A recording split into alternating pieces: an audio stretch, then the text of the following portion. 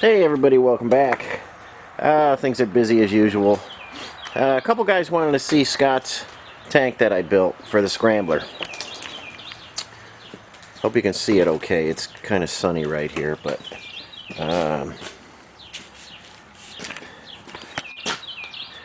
here's the drain we put in right down here. This is the vent in case we need it. I'm not sure if we're going to need that. If the cap will work out alright, you know, it might be fine. Sending unit ring. I have a fuel resistant gasket there. Not just a piece of cork or anything. And here's our mounting tabs. 3 on the front.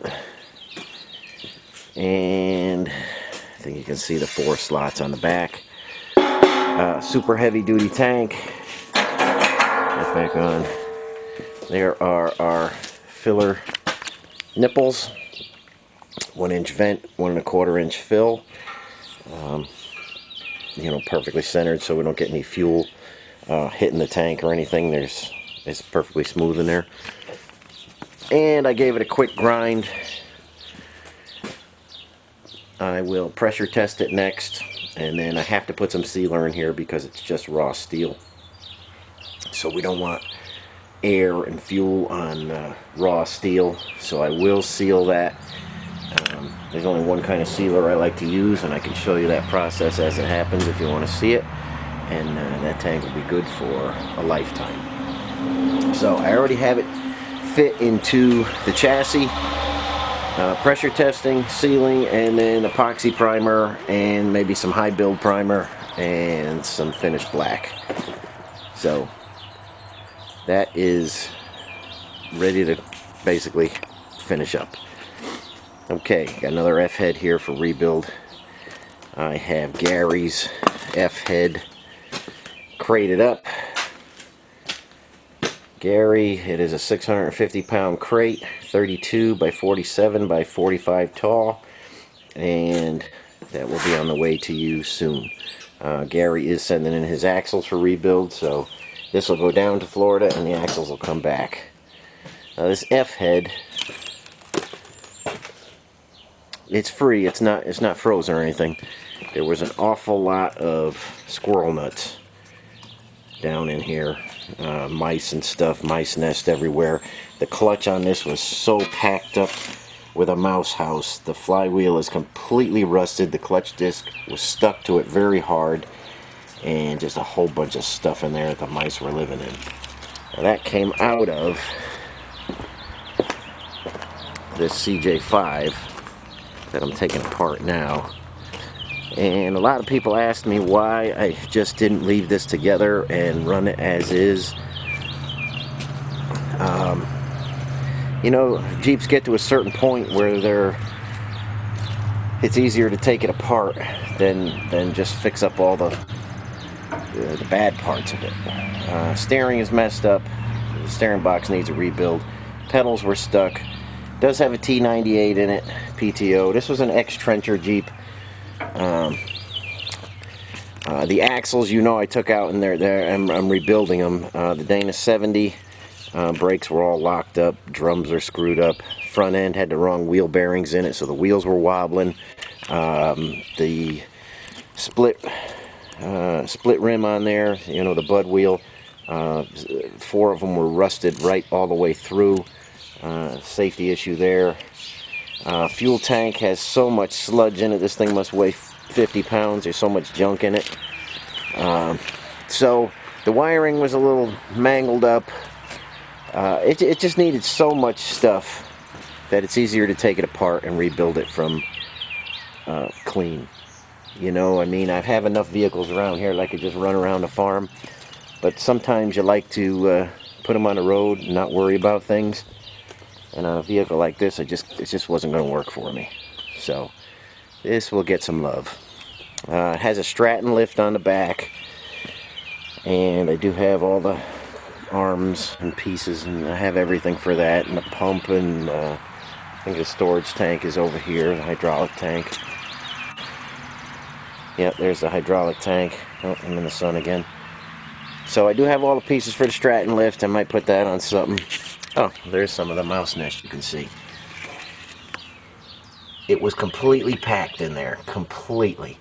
And then when they start pissing in there and everything, it gets really, really aggressive and rusts everything. So, like I say, this would have never worked out because the clutch was completely rusted to the flywheel. But the T98 appears to be in pretty clean condition. We'll see what happens when we open that up. And the body, well, they did some cutting and stuff for no reason to put that T98 in because they didn't know what they were doing. There's a flat plate in the floor. Body's not too bad. This might make a good body for somebody who's an off-roader or something like that. Somebody just needs something solid. I don't think I'll save this body. I think I'll build one. But it's got a weird tailgate on it. But it's solid, you know. And this will be going. This is going to get a new home.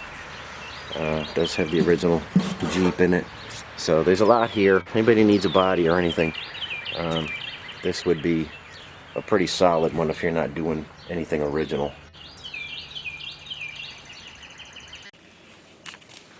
Okay, we're over here at the axle bench. And again, there's the 44 all set up. And I do have some material for the axle shafts that I'm going to build. I'm using 4340, and I had some spline cutters made. This will do the 6 spline into the U-joint there. And then this one, that is my cutter for the 19 splines that will go into the spider gears. So they're both made, and we could just get those in the milling machine. Got to do that on a quiet day when nobody's around and stuff, because I don't want any interruptions when I'm trying to use a dividing head and get the splines in there. But I do have everything now. The cutters, one cutter for each side, and a 4340 material. So we'll be in good shape. The 70 is all painted up and ready to go, and 44 is not far behind. So axle shafts coming soon. Okay, Mark, there is your transmission transfer case, bell housing, all painted up and ready to go. I did have to change the bushing inside your bell housing for the starter. I did get you a starter rebuilt. Let's come over here. Okay, there is the starter I have for you. That is rebuilt and ready to go.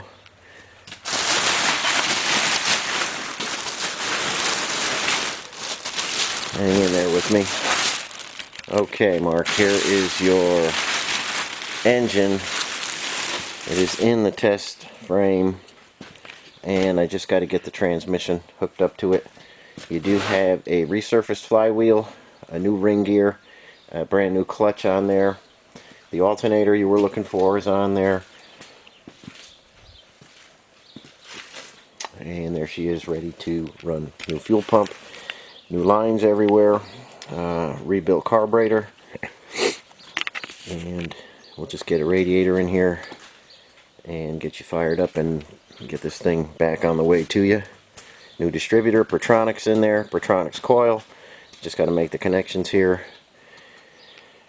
Pertronics wires, and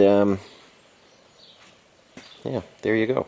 So next time you see this guy, it will be running in the stand with your transmission transfer case attached to it. I do have your steering box completely rebuilt for you, so it shouldn't be long.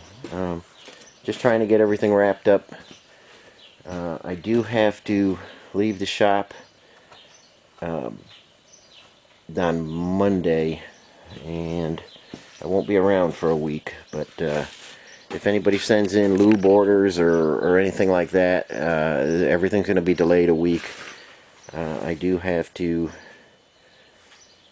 go down North Carolina, help a friend out, and I'll be working on an engine down there. I pre-shipped all my tools down there that I think I'll need for it, and like I say, going to help a friend out. I know that's kind of weird to hear that, but yeah, every now and again you do get yourself a friend. So I'm hopping on a plane on early Tuesday morning, and we'll be going the rest of the week. So I just want to bring everybody some updates and let everybody know that things are happening with their projects, and I'll get on them as soon as I get back. Okay guys, in the fab shop here, bench is a little bit of a mess.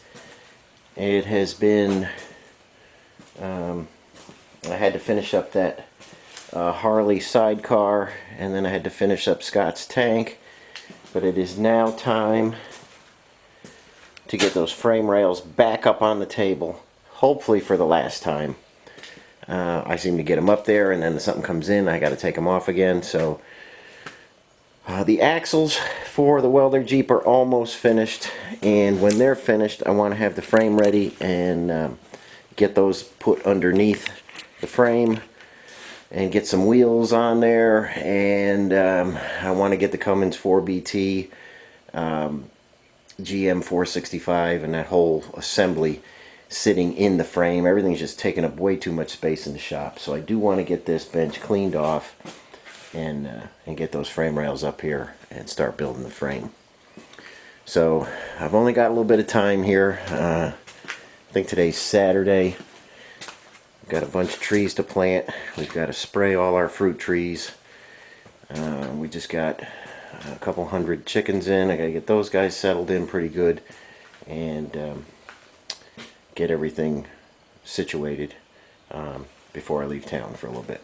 I do have Maria and my neighbors coming in and helping with the animals and stuff, so it's working out okay. There'll be people around to take care of the animals, which is good. I do hate to leave the animals, but sometimes you got to do what you got to do. So everybody hang in there with me. There'll be a week delay and everything, but like I say, when I get back, I'll get jamming on everything. So let me get this bench cleaned off and see if I can't get those rails up here by myself. Okay guys, getting things cleaned up. Here are the frame rails again. A little bit of light rust on them. It's been so long since I've got to them. But we'll sandblast everything down pretty clean once it's all built. Okay, the front end is the critical part. This is the front. You can see our axle is going to go here. Okay, now we need quite a bit of room for the Cummins 4BT and the winch in the front. Now on factory 2As, 3As, 3Bs, there was little frame extensions to kick the bumper out. A lot of guys struggle with that because they don't realize there was frame extensions. I've got a couple I can show you, but I don't want to put any extensions in there. I just want the rails to come out full distance. Not exactly sure where I'm going to position the engine just yet, so I'm going to leave these long right now, and then we stretch this so we have a 104-inch wheelbase, roughly, depending where everything winds up, but about 104 inches. The back, we have this extension on here, and I want that because I'm going to build a long bed, but you can see the axle will be right here. This is where they put handles on them. They welded the two rails together, put a handle on it for me for easy carrying. These rails came from Throttle Down Customs. You guys probably have heard of them as far as Jeep frames and Bronco frames and stuff like that. They do a fantastic job. They've got a real nice rectangular tube mandrel bender. They beautiful bends on these. And if you need anything full frame, frame rails, frame parts, anything like that, you will find it at Throttle Down Customs. I've been building certain things for a long time, like body mounts and stuff like that, and they are building the exact same ones in production, so you can get some of my old designs from them, and we'll get busy on this thing. Like I said, I've got a lot going on. between engines and stuff and axles and things like that. But once I get back from North Carolina, hopefully I will have some free days to get busy on this frame.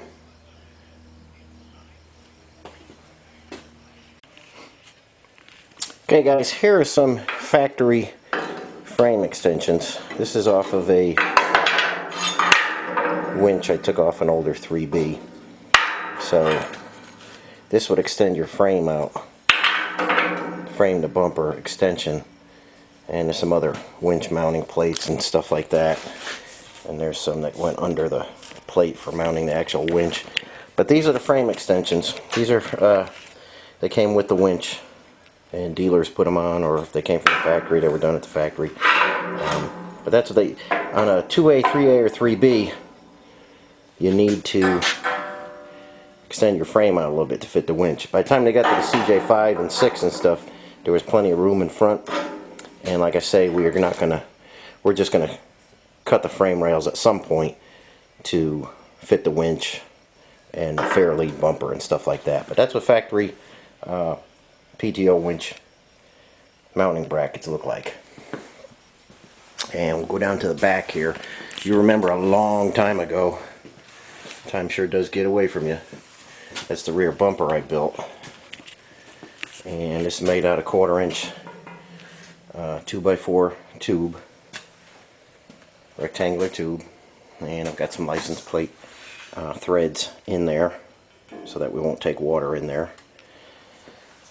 I've got a hitch welded on, a chain plate, and we'll put a extension in there, and I rounded it off.